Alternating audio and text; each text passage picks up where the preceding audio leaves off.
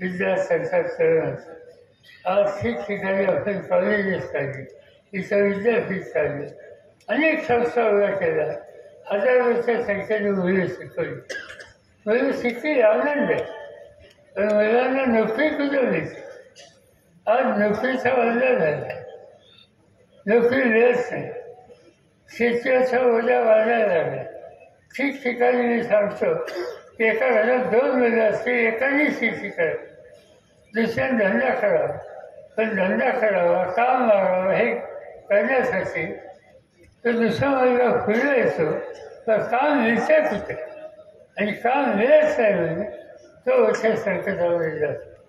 आणि हा निकाल घ्यायचं ठरवलं की जे बेकार तरुण नोकरीच्यासाठी वनवास हिंडतात त्यांना महिन्याला 4,000 रुपये द्यायचे आणि हळूहळू त्याला काहीतरी कामाच्या संबंधीची व्यवस्था करायची. हा एक नवीन कार्यक्रम हातामध्ये घ्यायचा ठरवलं. असे काही कार्यक्रम घ्यायचे, त्यांनी राज्य चालवायचं. आणि हे सूत्र घेऊन आज आम्ही स्थापन केलेली महाविकास आघाडी, त्या महाविकास आघाडीच्या मार्फत महाराष्ट्राचा कारभार हा करण्याचा विचार आम्ही लोकांनी केलेला आहे.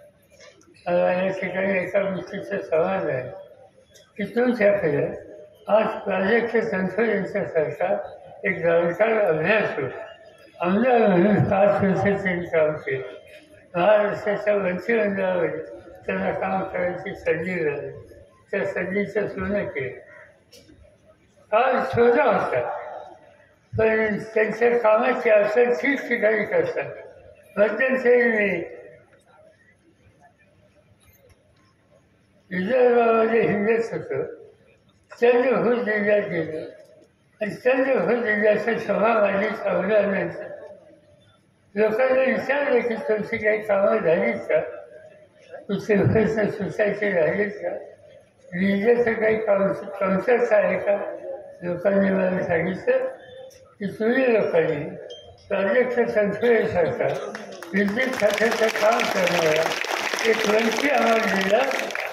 तो आमचा होता राहुरीचा. आमचं गाव चंद्रपूर, महाराष्ट्राच्या टोकाला जंगल असा सगळा भाग. आणि तिथं शेतकरी, तिथला सामान्य माणूस सांगतो की तुमच्या माणसाने आमचे सगळे प्रश्न सोडवले.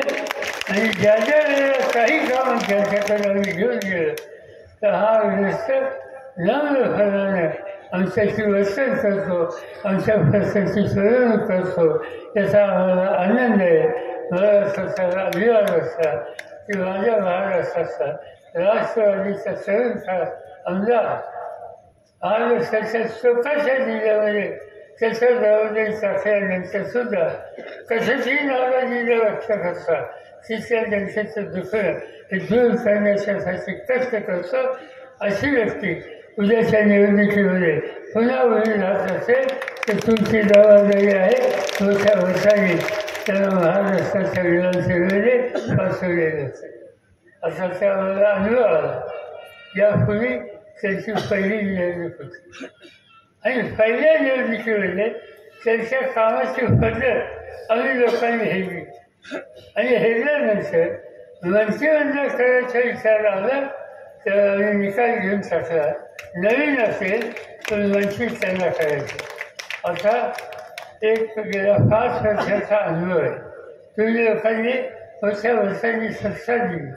महाराष्ट्राचे राजकारण, महाराष्ट्राचा सत्ता ही तुम्ही आमच्या लोकांच्या हातात दिल्या. तरी जाहीरपणाने सांगतो महाराष्ट्राचं काम करण्यासाठी पुन्हा एकदा या ठिकाणी प्रसाद तनपुरेंना जबाबदारी घ्यावी लागेल आणि ती देण्याची काळजी आम्हाला लोकांच्याकडून केली जाईल. त्याच्यासाठी तुमच्या सगळ्यांची शक्ती, तुमच्या सगळ्यांचा आधार हा त्यांच्या पाठीशी उभी करा.